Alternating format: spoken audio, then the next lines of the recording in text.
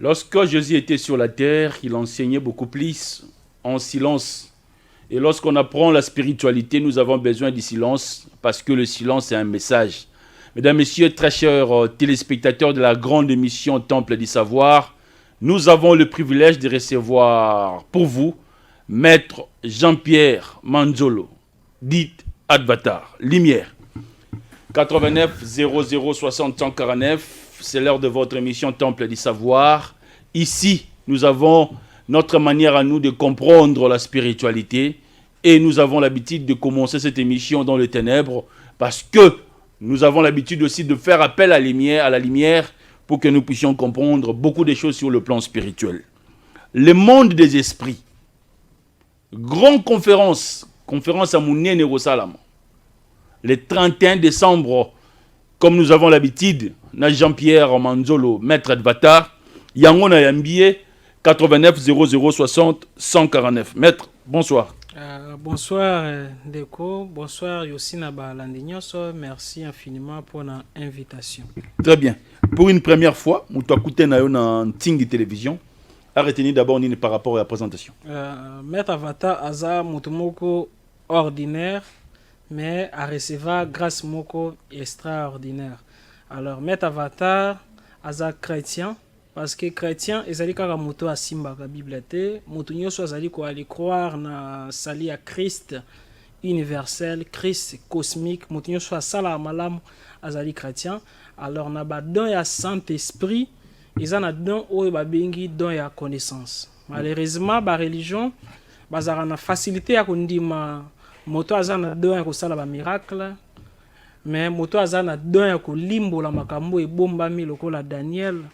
Bato batretaka na satanique. Jésus alobi, lorsque mon esprit viendra à kolobana bino makambo yo na lobaki na binote. Alors Maître Avatar aza juste moi goutte ya mai na océan oyo à recevoir ndambo don wana ya connaissance ya ko transmettre comment alors osali nzambe akoki omatisa ba pouvoir na ye, comment alors koyeba nyoso ebombana, comment alors koyeba comment monde ya milimo et fonctionnaka. Alors Maître Avatar azali aussi mentor ya ba plusieurs maîtres spirituels na hommes dédiés ya ba religion différents. C'est un peu ça. Très ça bien. Fait déjà 11 ans oyo nazoleka na TV, mende na banda ministère nanga vraiment officiellement na âge à 11 ans. Très bien. 11 ans d'âge. Très bien. Merci. Donc, on retenir que Maître Advatar Aza chrétien. Chrétien. Chrétien. Comment rentrer à contact avec les esprits? Première question. Merci beaucoup. Question Nezali très important. Le livre ya Osée, chapitre 4, verset 6. Nzambe aleli première fois na Bible. Alobi mon peuple. Déjà na mon wana tout le monde a un pronom personnel. Veut dire alobi libota na ngai. Population na ngai. Alobi teke bale païen. Alobi bato bazali ondimela ngai. Péri par manque de connaissances. Veut dire kozanga koyeba ezali déjà premier péché oyo moto ya koki ko ali commettre. Alors pour na répondre na réponse nini question na yo, comment alors ko na contact na monde ya ba esprit. Premièrement esengeli koyeba kino motu aza nzoto te, motu aza molimo afandi na kati ya nzoto. Première des choses esengeli koyeba molimo eza nini. Motu aza molimo efandi na kati ya nzoto. Tangu nzamba salaki motu azui parti na ye babenga ngo le rouach, l'esprit souffle na ye a soufflé na kati ya moto. Ezali on dirait courant à 6600 volts. Yekoki ofana na yampoule ya 100 watts te. Alors esengelaki ba transformateur ezala ba les stabilisateurs ezala na kati ya moto. Alors souffle wana, esprit puissant wana, très puissant. Tango ezali okota na kati ya moto, il y a une formation ya plusieurs corps. Pour na ye adoucir l'esprit wana et fanda malamu na kati ya corps na biso physique. Parmi tango esprit wana nzambe kotaki na kati ya mutu, donc mutu aza nzambe afai na kati ya nzoto. Mais nzambe wana pona afanda esengelaki et se créer ba corps. Ba corps wana esengelaki et vivre na ba dimension. Il y a un corps physique, il y a un corps éthérique et vivre dans monde éthérique ezali dimension ya bandoto. Corps éthérique, importance na corps physique et la musaka ba sensibilité. soki likambo ekoki oya okosenti basuki ya motu etelemi to pe ba sixième sens Très bien. pe yango pe veyaka ya seke nini toucher to pe aura na biso spirituel corps moko boye énergie moko ezingaka biso soki balancele yo ata osenti basuki ya motu etelemi So balancer le mauvais sort. mauvais sort Très to pe bien. attaque to pe maloba mabe to pe oleki na place moko boye ezali na ba rayon négatif okosenti basuki ya motu etelemi ezali parce que eza na corps moko deuxième corps à part corps physique babengi yango corps éthérique. Corps éthérique eza na deux dimensions, eza na dimension supérieure eza pe na dimension inférieure. Corps éthérique et vivra pe na monde et vivra na monde ote et vivra na monde éthérique. Monde éthérique to kotakango à chaque fois to lotaka, à chaque fois to lali to zolota to koti na dimension ya monde éthérique. Alors soki nini satanique alingi a détruire yo to pe ndoki alingi a détruire yo akoya na monde physique te akoluka adresse na yo na monde éthérique. Na monde éthérique supérieur aux na ba responsabilité, aux na personnalité, aux na identité, okokoza na mwasi, okokoza na bana, éthérique supérieur na inférieur. Comme azandoki satanique ako attaquer na monde éthérique inférieur. Soki kuna ozali faible, nyoso akosala yo na monde éthérique inférieur, okolota ngo na ndoto. Très bien. Soki oloti peut-être que no bazoleso ni ya manandoto, ezali maladi bafandisi yo. Parce que nyoso bakoki ko leso na monde éthérique ezali direct na effet nango na corps physique to pe na monde physique. Alors soki nini esengeli ba le bénir yo na ndoto oloti ke no oloti ba fruit tout Olokoti va pesi mbongo ezali symbole ya bien na monde éthérique wana sko eleki lisusu na monde éthérique inférieur te eleki na monde éthérique supérieur. Très bien. Nzambe aza esprit, biso pe toza esprit, Jésus aza esprit, Mahomet aza esprit, Kimbango aza esprit. Branham. Alors Branham aza esprit. Très bien. Pona akota na contact na yo to pe ba kota na contact na yo place ya facile sengeli ba kota na contact ezali na corps physique te parce que baza sous na monde ote esengeli ba influencer moko ya yo donc ya ba yo na ba monde wana soki ba influencer ngo positivement oko vivre ngo pe positivement na plan physique. Monde physique ezali considéré le la rediffusion ya réalité nyoso ekoleka na ba réalité ya ba koro efandi na ba monde nini koro na koloba. Alors il n'y a pas corps éthérique tozana corps astral supérieur et inférieur. Pour la manque de connaissance ce que le corps astral, certains religieux y a ba église ba premièrement corps astral les ali babilo romoro occulte mais dictionnaire le occulte veut dire secret. Alors occulte là c'est satanique. Pe na Jérémie 33:3 nzamba lobi na Jérémie invoque-moi et je te répondrai. Quand est-ce que ba invokaka? Comment ba invokaka? Mais quelque part à lobi na Matthieu quelque part que prier sans cesse. Alors tokangi mba moko parenthèse veut dire ezali na ba biloko ebombana nzamba lobi invoque-moi je te répondrai je t'annoncerai des choses cachées. Alors donc des choses occultes. Alors chrétien tope moi na nzambe okoki ko vibrer te na monde ya ba humain soki o maîtrisaka oyo batu nyoso ba yebi et sengeli o maîtriser oyo batu ebele ba yebi te oyo ba bombaka ya ngwana muto dirigeaka batoyo bazali komonana ezali ko la misisa nzete sel misisa mutu e gardaka nzete zelezali munene makasi nango ezali na makasa te makasi nango ezali na misisa ezali na corps astral inférieur. Corps astral eza nini ba sentiment nyoso ya tristesse ozala nango ba mawa nyoso ozala nango jalousie nyoso koko ozala nango ba attitude nyoso mabe koko ozala nango e formaka nzoto ba benga ngo corps astral inférieur. Amour nyoso koko ozala nango esengo nyoso koko ozala nango tranquillité nyoso koko ozala nango ba comportement nyoso malamu koko ozala nango e formaka pe corps supérieur astral. Corps astral inférieur e fondaka na dimension ya astral inférieur eza nzoto mais eza formé na ba sentiment inférieur. Oyo musuzu pe corps astral supérieur eza pe nzoto eza formé na ba nini sentiment supérieur e fondaka pe na dimension ya astral supérieur.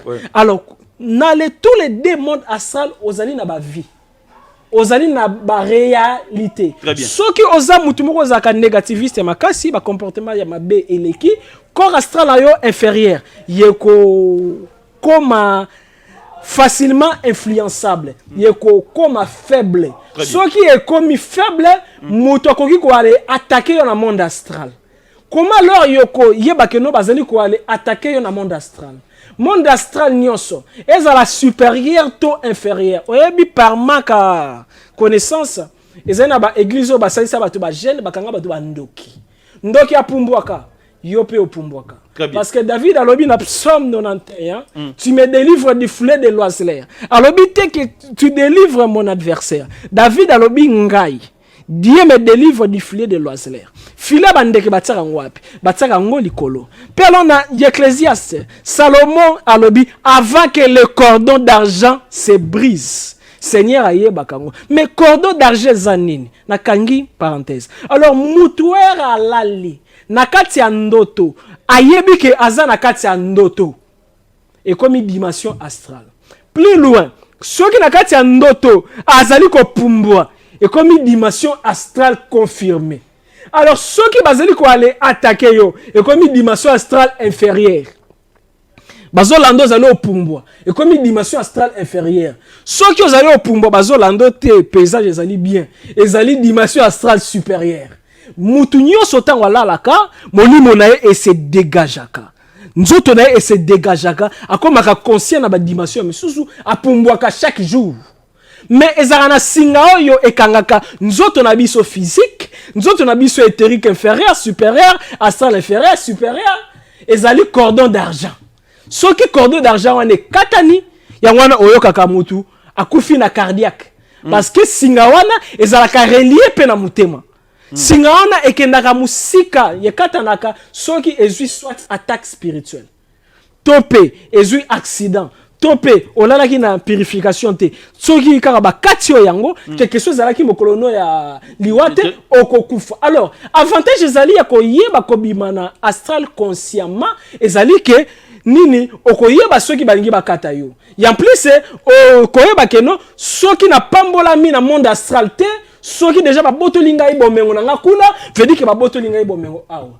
Ezaki na ndeko na biso moko Joseph. Akoma ki riche na na dimension éthérique. Mais abana qui souffrir, baba qui est esclave. Mais comme atikala qui riche, chef abande connaît na dimension astrale supérieure, akoma qui peut riche na dimension physique. Tout le monde peut nenyo yo lokola ndeko na biso nanyo yo David. Na kati ya zamba, ba lobeli maloba, ba commissaire roi, mende azalaki na lignée royauté. Parole ezali sikoyo doté la dimension nini? Dimension mentale. Maloba efandi na mental. Alors dès que l'on va aller prononcer les prophéties, Rosala Moutamune ba sali cérémonie ki bonganga babi, o comme déjà roi la dimension mentale supérieure. Alinga te un jour akomaki roi même atazaki na lignée royauté. Alors un jour alors to kolobela kaka ba dimension ya ba corps. Et ça vraiment très important. Alors pour nous répondre directement à la question na yo.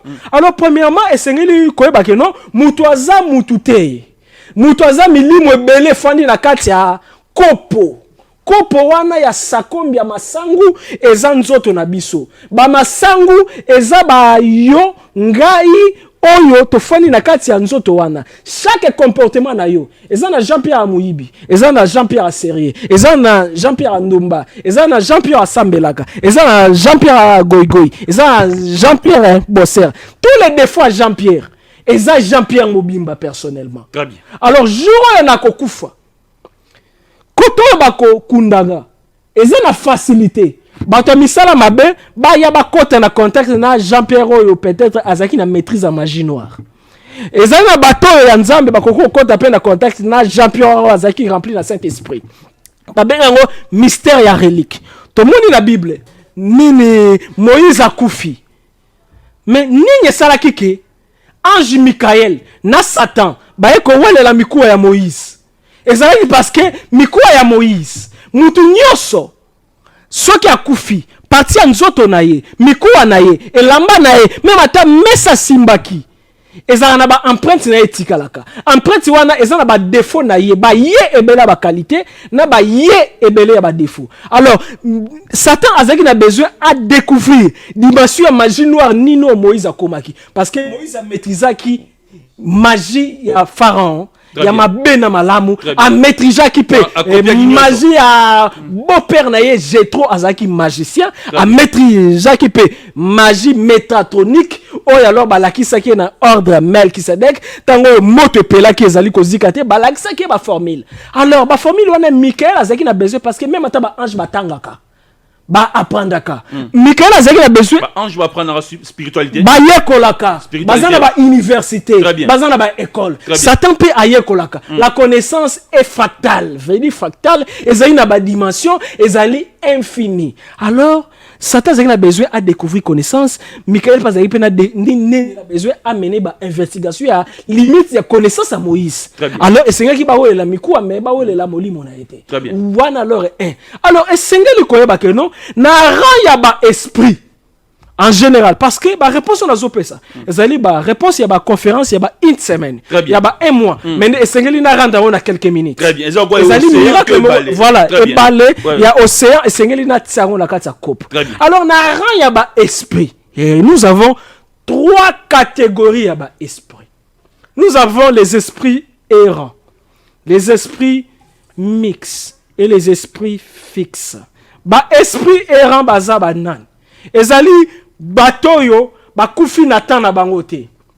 Et Seigneur qui o kufa na 50 ans. Bakabeli yo moto, elenge moto, otie moi c'est na sima Congo. Sikoyo elenga vitesse wana, moi c'est bano, kumba vitesse, leka moto kana. Ezaki date no ya kokufa te, o se retrouver na CRMOK. Okufi. Alors que okufi na 25 ans. Ezaki prévu parce que ndekonanga au moins neti téléphone na yo soko talango charge za na combien ya kwanza ba 50%. Très bien. Soki etikali 2% oyebi ke batanango donc yekomi mukie.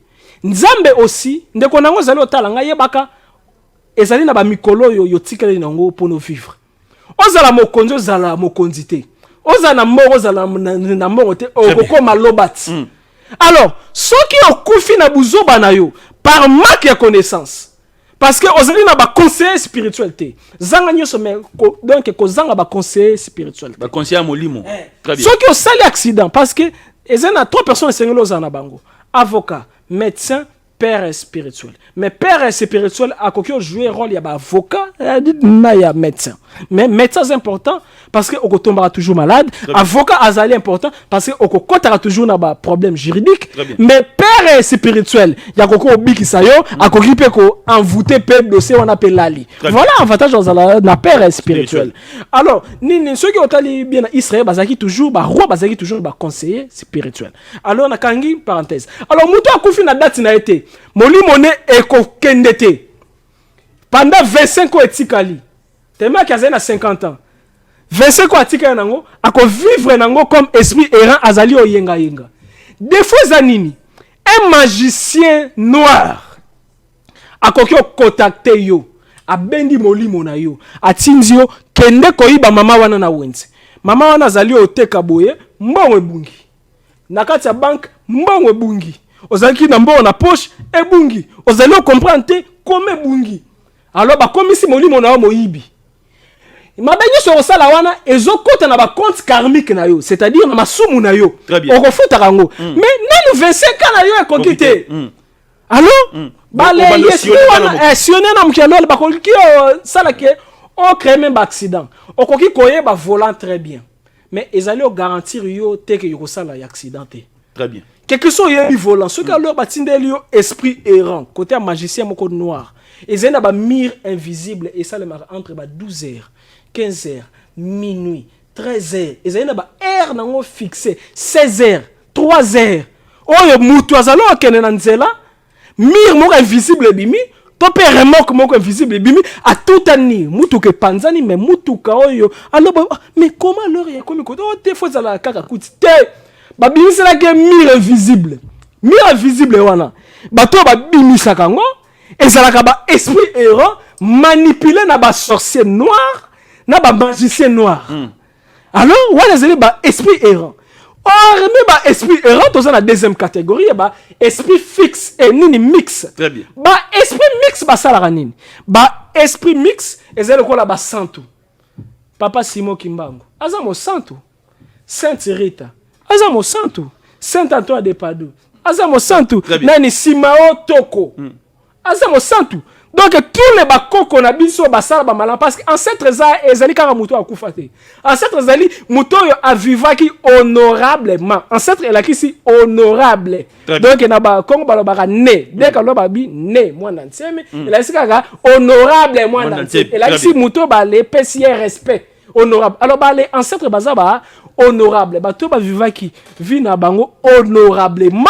Alors tango ba kufi alors ba vivaka na dimension moko ba bengango 7e dimension monde ya ba ushim baza ba esprit mix mais ba esprit mix elaksi nini ba koko sala malamu na mabe alors ba vivaka na ba concurrence Saint Antoine topé papa Simon Kimbangu topé Sainte Rita soki ngai na komo sambela Sainte Rita mingi parce que ba c'est on a besoin de succès. Il y a entre bango bazana na ba comparaison. Au moni ngai batebele ba olinga ngai yo ozala batu combien. Alors etala ngai lorsque nini makasa ngezeli pona na le pambola ka batu ngai. Veut dire ba jouaka intermédiaire entre monde na bango na monde ya banzambe pona besoin zanango ba kokisa. Dès que ngai na kei supposons ni naza des fois Sainte Rita nabi Sainte Rita c'est vrai ozala ki mutamala na bombo ime tala mutu entel azali konyo kolanga na lingyo bomaye na senge eloko mabe mais pona satisfaire ngai parce que aboyaki ko ale kende na paradis ba lingi batikala na 7e dimension pona basunga bato ba kondimela bango akoko sala pe mabe malgré kaza mo santu abomi mutu pona yo très bien a créer ba volcan pona yo ya koko sala makaba minene pona a protéger yo parce que ezana parti moko indirect ko signer na ba bengo ba esprit mix ba santo ba kufa ba boyko transcender ba lingi ba aider batu alors d'office ba ko ma rappel ko sala pe mabe na malamu très bien mais bazana li feloté bazana monde moko transitoire ba fandi si malango ezana 3e catégorie ba esprit ba bengi bango ba esprit fixe ba esprit fixe ezali ba catégorie lokola ya ba chérubin ba séraphin na ba trône bango ba yoka kaka ordre ya nzambe muto akoki o commander yete alors ba tutango yo ba mataka na bangomba na ba mangengenge ba sambeli bazui réponse quelque soit zali muta masumu ezali kaka teke nzambe na ba ange na ye mutu bazo répondre na chaque ngomba ezala na ba esprit territoriaux par rapport à une dévotion à bino. Tellement que bo sambela na science était wana mingi. Ezana esprit moko ba benga ngo ba esprit égrégorique. Plus bo aller croire que solution za wana boko créer courant moko wana o esprit moko ya kozala créer o akobandaka ko aller répondre ba réponse na ni prière na bino. En bien comme en mal. En bien comme en mal. Mais comme bozali sainté et sengeli azwa quelque chose. Akorozo bino quelques jours. Ya koko zobino énergie vitale ya koki kozobino ndamwa santé alongoli koto ya transférer koto nzambe zali na kati ya mutu mais pourquoi batu bakenda ka koluki kaka na ngomba batu bazaka nde na besoin ya réponse rapide ana bazoka ngo grâce ya ba esprit territoriaux na kangi parenthèse parce que ezali sujet mobimba ezali nzambe te mais ezali na ba esprit territoriaux parce que monde ezali ba pacte chaque lieu ezali na ba esprit dès que komi kote no prononcer ma phrase même to tangi combat Jésus mais ils ont un esprit à terrain on a muta ko répondre alors ils ont le principe na pesa numéro 89 00 60 149 Zoa Big na fay et aux ala boye le 31 décembre le 31 obimisa ba le esprit na plan physique ngalo na ko sarate na format ki ba pasteur comment alors sambeleli mutu akoyi molimo mais ba démonstration zo salo zo boka mai wana ibangisi ba tuma parce que alors na sala même ba démonstration na laxi ba pasteur comment OK na église na o laxi mutu bouteille mai ami moni na kata mai et ça juste science ba transmettre kango très bien comment tokoki ko détecter ba mauvais esprit na ndaku test nini mutu akoki ko sala pour comprendre que ba mauvais esprit za na ndaku na ye merci nyoso nazolo beloko te nazobimisa kaka ba introduction très bien nyoso yo nazali 089 00 60 149 au bengi biso directement au coach en direct ndenge nini na ndaku place ozali okoki ko détecter que ba mauvais esprit za na ndaku na yo maître zo pesa biso formule bazo la biso pe bestre to kende directement pe na démonstration na ndaku yo vandi ndenge nini okoko comprendre que na ndaku na za ba mauvais esprit ezali tous les éléments oyo Zaki doit proposer biso na régie. Maître a enseigné na ba serviteur de Dieu. Jésus a enseigné ses disciples. Le lot zana maître Advatar a enseigné pe biso sur le plan spirituel. On peut prendre cet élément. 89 00 60 149. Golanda biso pe na téléphone. Comme on ezaki a prophétie na lobaka avant esalema. Net ici avant que kota na koboya lobaka. Chaque le 31 décembre na lobaka. On peut prendre directement les illustrations Zakido. Et ko douter que nzamba azalaka, ba ange bazalaka, nyonso ezalaka. Mutu oyo azali possédé topé envoûté na Léviathan akokaka kosambela te asepelaka na bato oyo basambelaka te akomataka mutu nyonso oyo azali lié na prière. Très bien. 89 00 60 149. Maître, tomoni oyo na Zaki de oyo debiso. Oyo za sunini démonstration. Donc na ko expliquer ngo. Planche babenga ngo Ouija. Ouija. Alors ezali d'origine américain. Tiens la simba. Donc d'origine ya Amérique. Alors ba servera nango pona ko aller sala ba investigation spirituelle. Soki na kati ndako nene bozali au sentir que on dirait eloko moko mystique ezali. Planche ekoki o aider bino pona bo détecter ba esprit soki baza topé bazate na kati ndako. Alors na repesa lelo formule mibale. Mais le plus dangereux et simple eza ya planche oyo. Eza jeté. Bato bakoko beta ata YouTube. Donc ba beti kaka conséquence ya planche Ouija. Les conséquences il y a planche Ouija. Très bien. Alors yope okoko dessiner ngo na carton. Okoko dessiner ngo na ndako na yo kaka ndenge ezabwe. Très bien. Mais avant o salela ngo esengeli koyeba ke non on ndima te ekosala.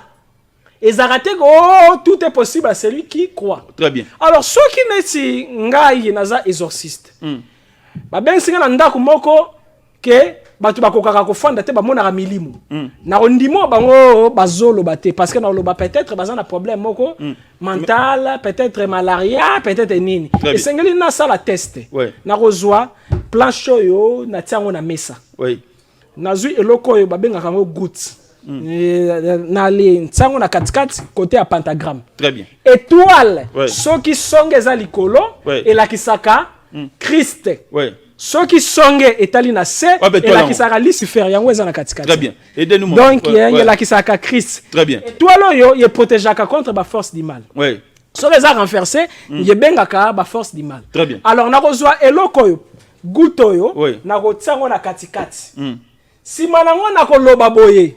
Donc na pelisi bougie en plus et sengali na tia cercle moko mungu apona naza la protéger. Et sengali kobanga pe ezala te toko zala ata 3-4. Très bien. Il y a même famille.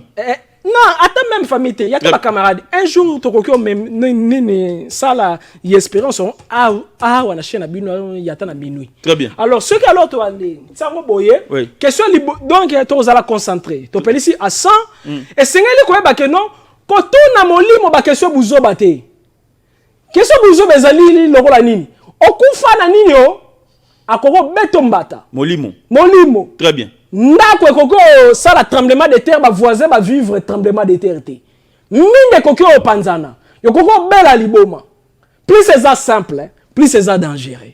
Mais ils ont la précaution. Courant peut ça dangereux mais grâce à la précaution tout ça il la rango. Très bien.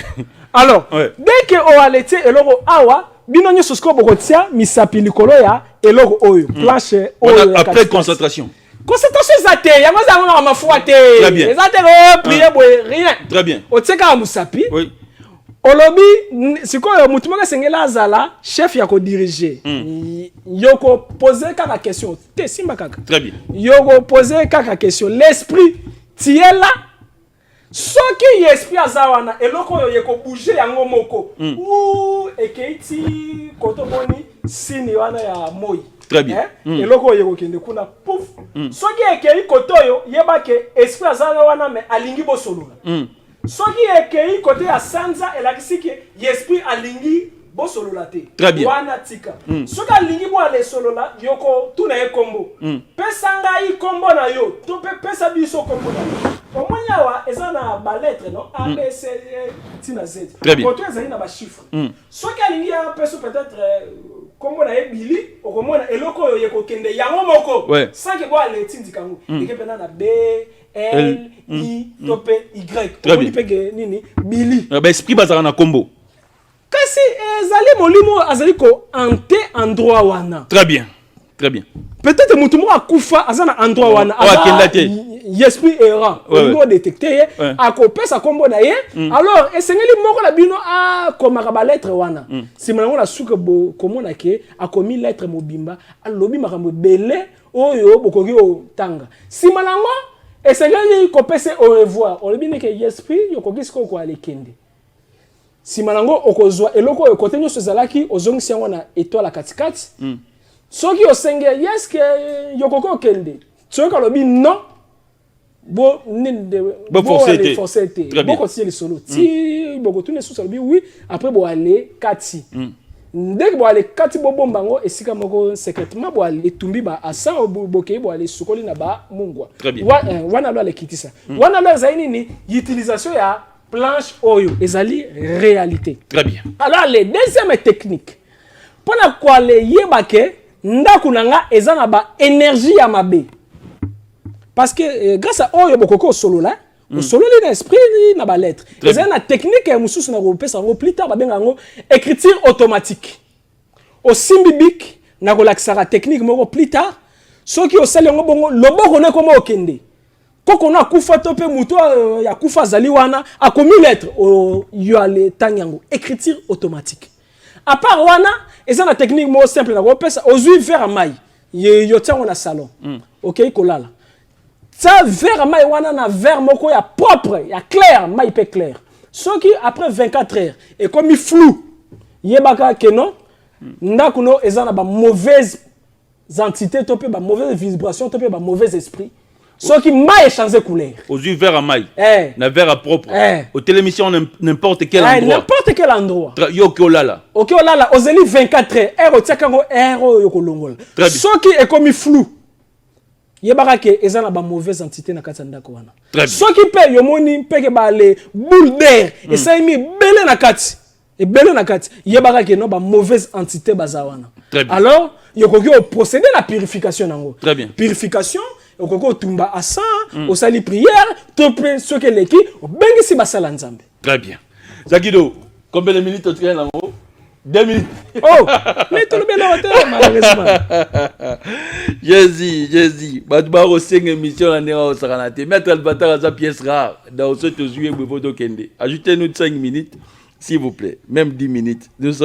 On va causer avec la régie. Maître. Nini tokoki ko sala pona mboka na biso yo ezwa développement. Zolango 5 minutes après 5 minutes le belle conférence. OK. Oui. Eza kwa océan na tsona katsa kopo mba. Très bien. Nini toko sala pona mboka na biso eza la développer. Premièrement, tout est banara na plan spirituel. Si moi kimbango ya azaki vivant, azaki des fois négligé. Kaka atango akufi, nde siko bakomi ko honorer. Mais molimo simo kimbango wana ezali suko ale ntambola na kati ya ba jeune lelo de même un peu qui na nzoto na biso pe ndambo molimo wana pe koki ozala Israël et comme qui prospère grâce à ba conseil spirituel ya solo ya ba escroté. Égypte et comme qui prospère parce que ba sengisa ki politique na spiritualité. Ndeko nanga imaginer kaka supposons makambo guerre ya est. Yeba plus tozana ba tribu ebele plus sa richesse. Chaque tribu a un mysticisme na ezali ba fait moko social. Toyebi ba koko na biso oyo ba komaka ba lion. Toyebi ba koko na biso oyo ba bokelaka batu ba kake. Toyebi oyo ba bokaka ba ndika et komi ba bombe. Toyebi oyo batindaka ba nzoyi. Toyebi oyo ba komisaka mboka ba mai. Mboka na biso esengeli ba konza mboka basala ke agence moko ezala créer. Yomone lokola ba créer IGF. Très bien. Ndega lore ba créer ba service misusu.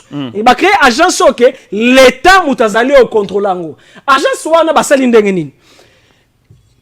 Ezena archive. Ce que ça n'a koko mobo ayebi comment baboke la kamutu kake. Ba expert parapsychologue. Il y a agence wana ya l'état. Ba kei ba lukiye. Papa pour na intérêt ya mboko ozali zwa to pesio médaille. Mais pesa biso formule ya ko boke la mutu kake. Apesi formule wana ale bayi nango batongo wapi. Batongo na kati ya archive, batongo na makomi na kati ya centre wana ya ba recherche spirituelle. Oh kuna ya kotambola na moi nini mai. Oh kuna ya ko koma nini lion léopard. Ba formule wana eza na kati ya service wana ya parapsychologie. Oh kuna mami wata abimaki. Au lieu que bazwa elima wana ba kenene na États-Unis, eza na service wana mutu bazali ko étudier. Na kati service wana esengeli ba homme spirituel puissant bazala, esengeli l'état a contrôlango. Soit que un jour to continue na conflit na ba pays voisins. To lingi te que Nations Unies condamné biso. To lingi que to ale lakisa ba voisins wana que to ale zali terrible. To kozwa ba formule wana to saleli on banzoi e koti kuna na est et éliminer ba rebelle. Nini bakake et kotiboy et éliminer baboy sans preuve, sans problème, sans même dossier. Ce qui ndoki abomi mutu c'est que ba sambisaka ezali ba service wana ce qui ezali créé pour na intérêt mboka parce que ezali ba faire social te bi que kindoki an ezali et c'est que les ala protéger la kati ya to protéger kindoki mboka na biso très bien archive si manango yezala manager ba les développer ngo plus tard parce que ba service wana ezali na ba reçu ezali na ba États-Unis ba l'équipe ka ba domaine nyoso parapsychologique donc ba domaine nyoso mystique parce que ndeko nanga sengeli koyeba ke no kindoki nyoso ezali technologie ezaka nanu kindoki soki bo comprendre ngote. Ce qui vous comprenez, c'est comme technologie. Téléphone, babana ko solo lango na bakindo kibuti. Les loto comprenant ngo babinga oni technologie. Pour na ba ingénieur na biso ba comme ba meilleur. Très bien. Et sengeli service à l'aise à la créer, si malango ba les transmettre connaissance ana. Ya ngona moni conséquence, ba ingénieur na biso mingi ba réparateur et non ba créateur. Très bien. Parce que leur mozo manqué. Conférence ezali le 31 décembre mutazangate et sengeli ko s'enregistrer. Oui. Parce que na kotangi sa koma ko commander ba esprit. Comment on va utiliser ba esprit, ba démon, ba ange, na ba esprit fixe errant to mix. Alors, conférence on est le 31 décembre, mais enregistrement nango ezo salema bien avant. Ko benga ngate, mais ça la message na koloba nos conditions pour nous participer na conférence. Nyoso na lobby loroté. O lobby loroté. Ngapena lobby mo lobby loroté. Pour le développement ya mboka ezali sujet moko vaste, ezala drapeau ndenga loba kitisa wana ezali erreur. Très bien. Parce que et ça ouverture na l'esprit. Numéro de contact. Donc na lobby loroté malheureusement na quelqu'un a souci. Très bien. Numéro ya téléphone. Oyo alors na répondra facilement na ko tindelo yango na WhatsApp. Très bien. Mais oyo na répondra difficilement na zo tinango siko mais bato ba sala kaka ba message mais oyo na WhatsApp ba sala message na WhatsApp. Na WhatsApp mais oyo alors na répondra rapidement na WhatsApp oyo vraiment zeli vraiment makamnanga mystique oyo ni na ko tindelo yango ya WhatsApp. Alors numéro ya mettre téléphone zeli 00243 243 81 611 860 7. Alors 00243 81 611 860 7. Alors numéro siko na koko répondre facilement na ba message eza 089 57 65 32 6. Réponds le numéro là, réponds. 89 57 65 32 6. Très bien. Waouh, nous sommes arrivés à la fin. Un grand merci à l'honorable Ntingi Pouloulou. Le loto zui deux formules. Oh, comment on mais Ouija. Alors, il y a une formule les années belé à pesa mususu nini yokoko solola na esprit grâce à lumière à bougie. Très bien. Il y a une tiaga bougie. Parce que bougie est un contact entre l'invisible et l'invisible. Très bien. Le visible et l'invisible. Très bien. Yaromeka. C'est notre mentor sur le plan spirituel. Yeyo, Jean-Pierre Manzolo. Nous avons commencé cette émission dans les ténèbres, pardon. Tu as vu déjà lumière ou connaissance. Restez scotché et cimenté au programme de Ntingi Télévision. Un grand merci à l'honorable Ntingi Pouloulou pour l'espace et la considération. Ciao.